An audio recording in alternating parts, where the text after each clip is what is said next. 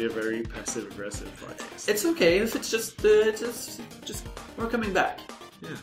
Like Cocksparrow sang. Like who? What? Cocksparrow. It's a British pub punk rock band. They're named Cocksparrow, and they have a great song called "We're Coming Back." Cocksparrow? Sparrer. Like sparring? Yeah, like sparring. Like they're sparring with their cocks. Oh, I get Well, like two cocks are sparring, I imagine. Yeah, they're birds, you know. Yeah, the two birds are maybe two detached human members. I might as well be doing it. We don't know the universe that's described in that song. It can be anything. It's the theater of the mind. And right now, in the theater of the mind, you're listening to Tribute Games Podcast. Really? Yes. The Tribute Games Podcast is a podcast recorded in Montreal here at the Tribute Game Studios. We've made such games as Mercenary Kings, Wizorb, and the upcoming Curses and Chaos. And this podcast is pretty much all of us just discussing odds and ends, and it's our first podcast of the year, so we thought we'd try to get back into things with a short and sweet podcast. And that's it. That's pretty much Thanks it. for being there, folks. So thanks to you, and we're coming back for more in 2015. Yeehaw! This was Yannick. I'm a writer and social media manager. And you're by yourself. I'm by myself. No, I'm Dom 2D. I'm a game designer. Justin, animation game design. Stefan, artist. Andy, I'm a programmer. Excellent. You can just speak a bit louder and just a bit You're louder. Andy, and you're a programmer. Andy, I'm a programmer. I'm loving this That's good. FM radio, Andy. We're finishing our first week back. What's been happening in the studios? How did we get back into things, into the video game making factory? Oh, okay. Yeah, I don't know. It's been a good week back. It's good to get back. It's not good. It's like minus 1,000 Okay, outside, yeah. and we all want to die. Weather-wise, this is horrible. But, you know, It's cold. It's okay. It affects everything. yeah, it's, you know, shitty weather. But, no, we were having a good time. Let's see. What did we do? Well, full steam ahead on Curses. I did something on Yeah, Curses. actually, I got Dom to pitch in on some design things, so he's gonna have his stamp put on the game. So Dom, what are you? You have reached the CNC fold. What are you doing on it? What are you doing? I'm just tweaking the alchemy system. Mm-hmm. Can you explain what the alchemy system is? Have you already told the podcast listeners? I don't think so. Very specifically, it's just sort of a way to recycle items that you collect in the game that ultimately leads to the elixir, which is the uncursing. It's kind of the point of the game, but it had been long neglected, so I figure best use Dom and his skills in design. Use me. Right. That's the thing. You have to know how to delegate. And he came up aces, and that was great. So that's one thing that gives me a bit of peace of mind. So yeah, I had Dom help me out. John's going gangbusters on the bosses, looking great. And yeah, social media, Yannick's doing a bang-up job promoting this thing. And Yeah. Thank you, sir. New screenshots today. yeah, Yes. get a little bit of heat. Yes. People are liking them, so Yeah. that's nice. And there should be. This is coming out on the following Monday.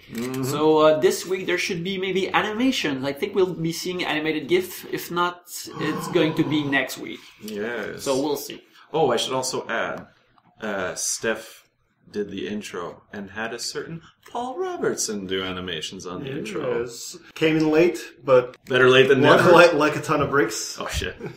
as always. I think within like 3-day notice, he just rampaged through the whole thing, cleared all the animation for the intro. So yeah, I spent most of the week integrating that, and now it's in the game, and it's pretty awesome. Yeah. I've been working, going back since Dom jumped in to help with the menus. I started doing some art for that. Mock-ups, as well. Mock-ups and art. So yeah, that's pretty much my Contribution. yeah. And what a contribution it was. This is, you know, it's fun every week. It's just things come together in a big way. So leaps and bounds. Getting ready for PAX. Yes. So It's in 3 months. Minus 3 months. yeah. How about minus than 2 3. months? Minus 2 months. Yeah, T minus 1 month and right. change. Oh, yeah, right. Yeah, it would have been 3 if it was like last year. But, That's right. So This is the equivalent of still writing 2014 on checks, if I was writing any checks. you and Banksy. Yes. The days are getting longer, and the work days are getting longer. 10-hour days, but it's crunch time.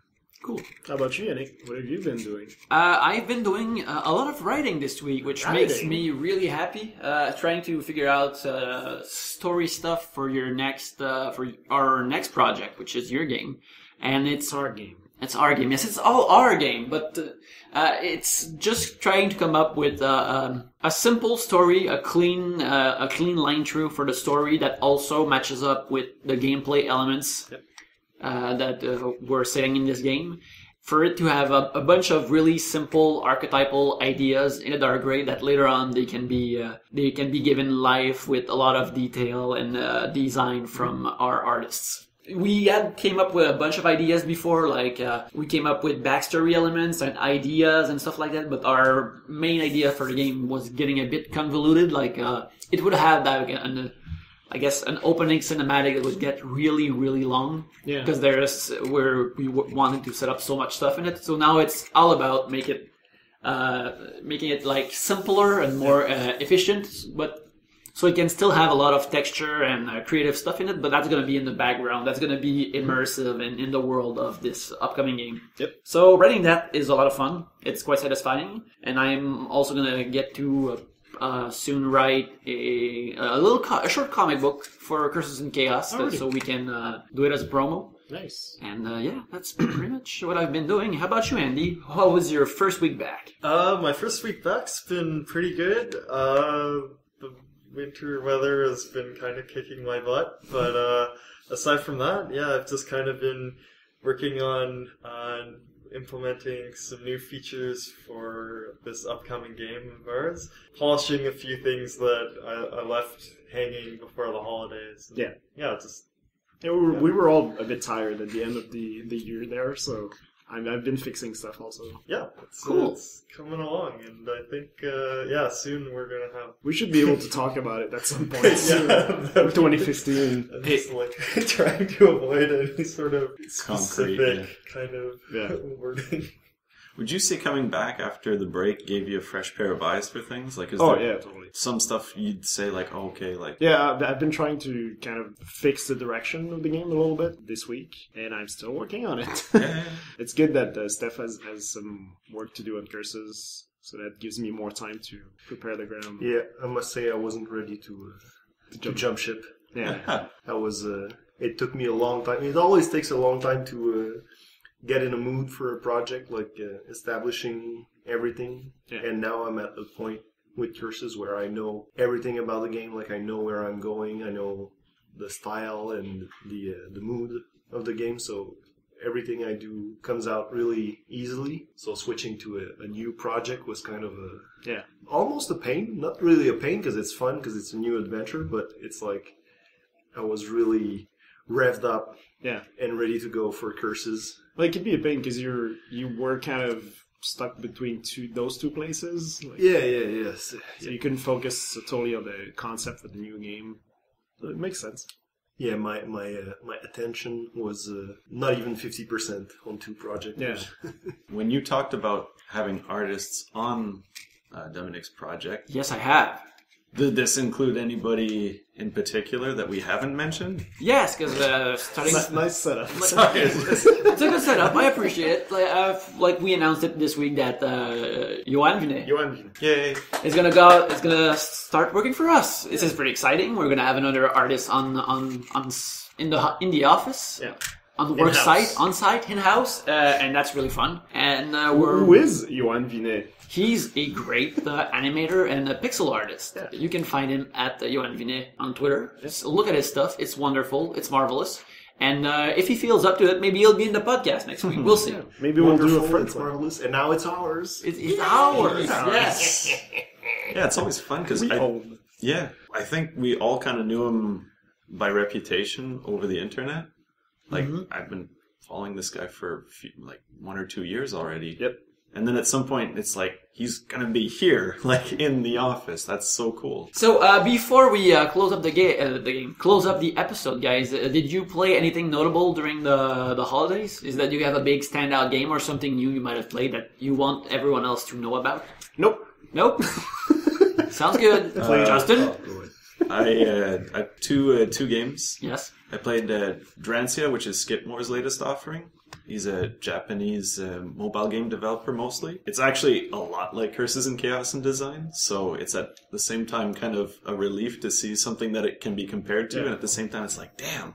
Well, it's basically Slain with a little more features, right? Yeah, something like that. Yeah, it's cool, and those guys, mostly just one guy, is really awesome. And then I also played Guilty Gear Exard, which is I think how we actually are supposed to pronounce it. Oh, damn.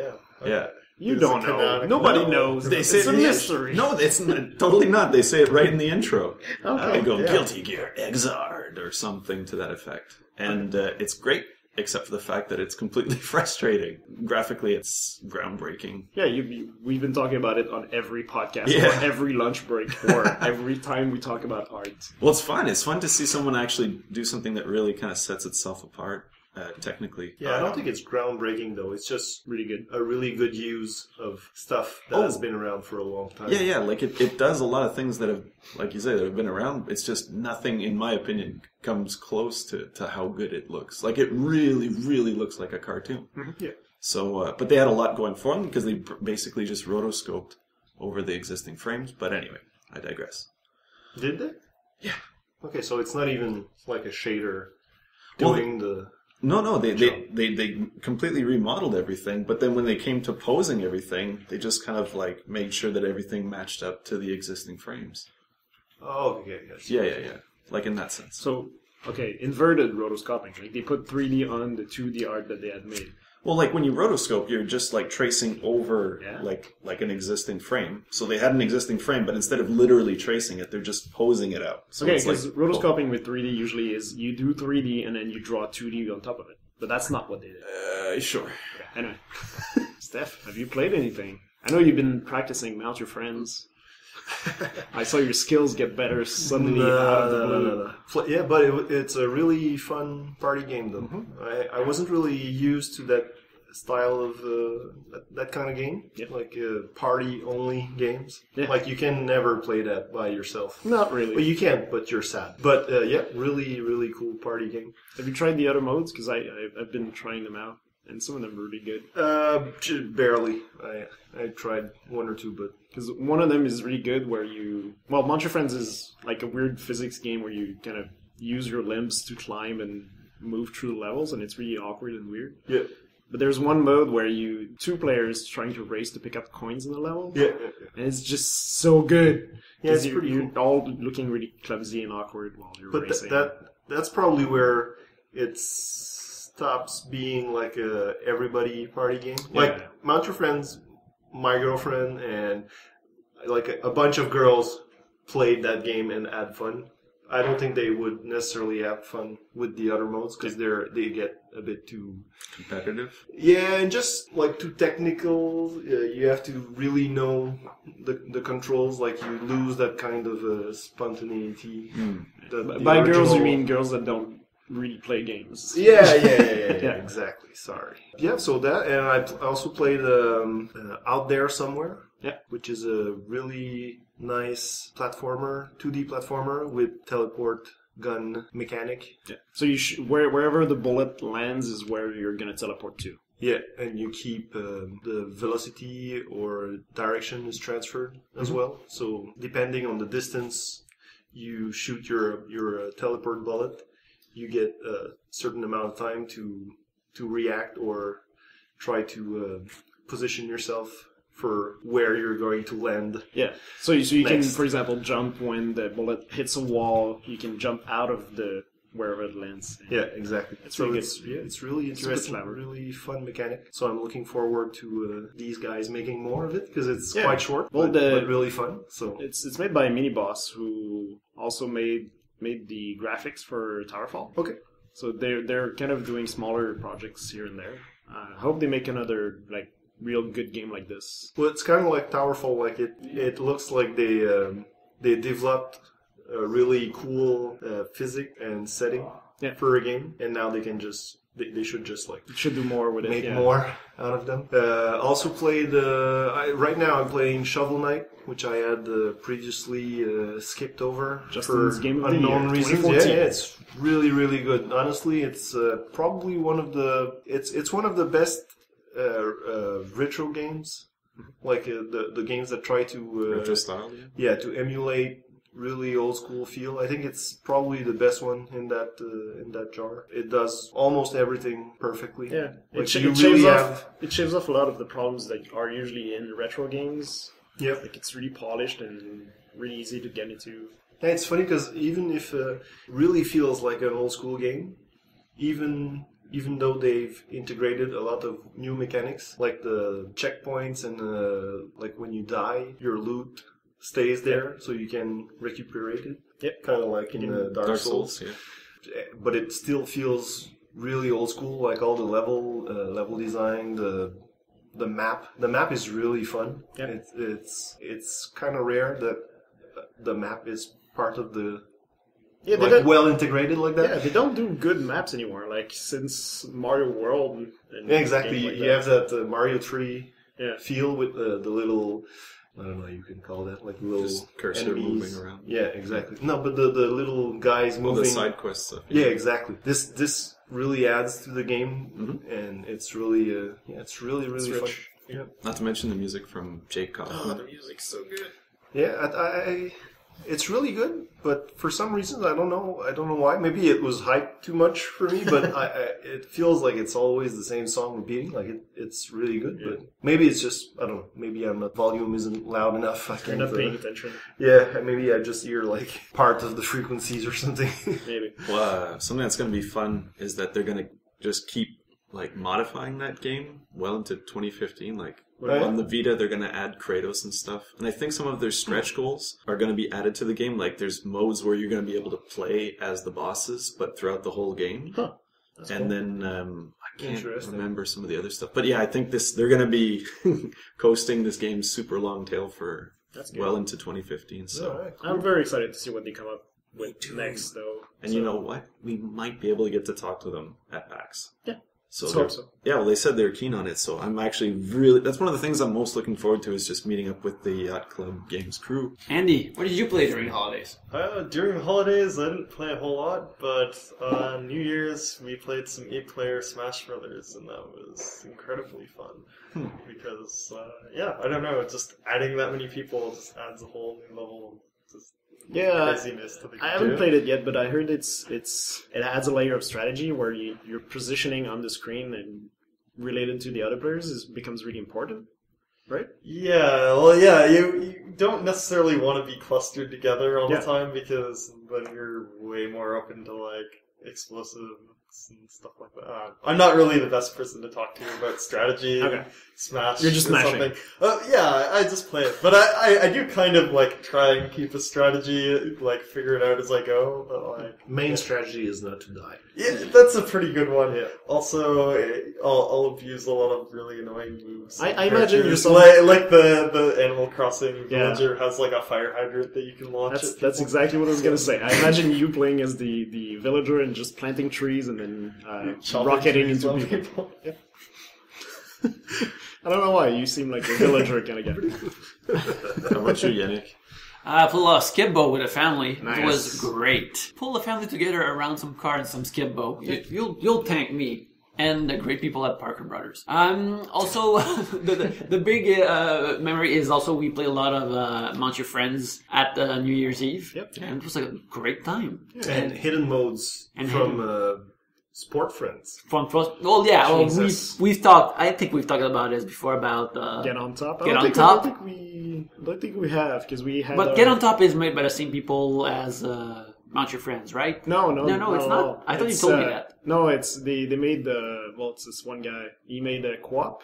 You know, the runner where you need to press Q, W, O, or P to make him run. It's really awkward. I know. Get on Top is just this awkward hidden game that in Sports Friends where you just have two dudes or two beings, Yeah, two beings. two-dimensional Humanoids. beings, humanoids, who just are pulling on each other's hands, and you have to flip one of them over the other and break their neck. It's like the only sound in the game is this really realistic neck breaking, but these characters are like iconic signs characters. Basically, it goes like this: doom, doom, doom, doom, doom, doom, and it just goes up. And you over play it for and It's hypnotic. It's hypnotic because matches are for last like 5 second stops, and Yeah. or maybe a bit more, but not too much. And before you know it, you've played 200 games, and you Yeah, that was basically our Christmas party here at Tribute. Was playing 2,000 rounds of Get On Top you get on two hypnotized. separate TVs. That's how sad we are. For a while it's depressing, and then you feel nothing, and then you start laughing because it Yes. becomes funny. It's so absurd to play that for so long. It takes you on a ride, so try it. I mean, Sports Friends is already pretty good, but the fact that that's one hidden game in Sports Friend, Yeah, that's pretty Actually, nice. look up the cheat codes for that. It's some kind of combination of The Konami controls. code. Yeah, it's the Konami code, or another one is like 2 times 2 circles and then A and B or Yeah, whatever. I think that's it. There's also the weird Pong game that they made. It's really, really cool. Yep. Anyway, so yeah, so that's what I played during the holidays. Yeah. And I think we'll close it right now. Yeah. So It's a that's short just one. a short and sweet podcast to get us back into things. Thanks for listening to us. Yeah, let us know if you guys would be interested in hearing a French version, like a French podcast once in a Yes, while. if you're a Francophone listener and you'd like to hear a French version of this, this could happen in the future. So I guess it would mean shorter podcasts, but we'd keep doing an English and a French version. Mm-hmm. And if people are interested, maybe we'll do that. Yeah, with different crews, maybe with different topics. I don't Yeah, know. yeah, people who feel more comfortable in the different language and stuff like that. And We're gonna get you to read the question from the listeners. Okay. in French. And that'll be your Alright. French lesson for the week. So, guys, where can we find you on the internet? I'm at Dum2D on Twitter. Justin_Cyr, CYR. I now have a Tumblr. Hey! As promised. It's great. It has like 2 pieces of art. Yes. You followed up on your resolution. You did it. Yeah, you did. So what's the it's, ad for it? It's JGS Boutin on Tumblr. JGS Boutin. Ouais.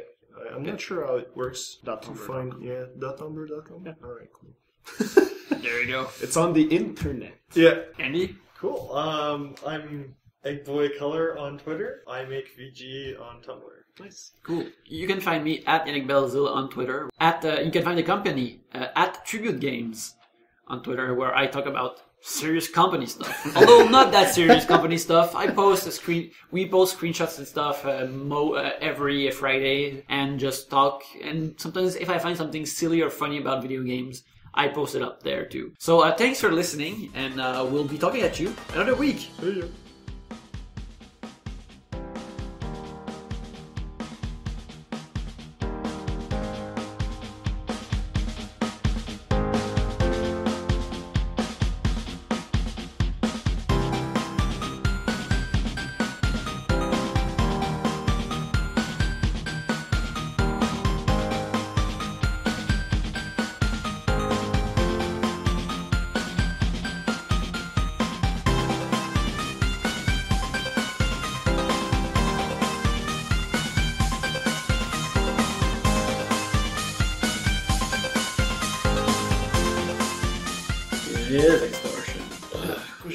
Pourquoi j'ai joué pendant les fêtes?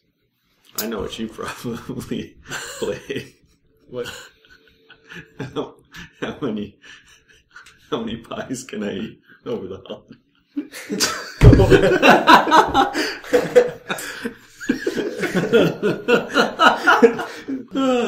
Good burn. Wow. Is that you trying to be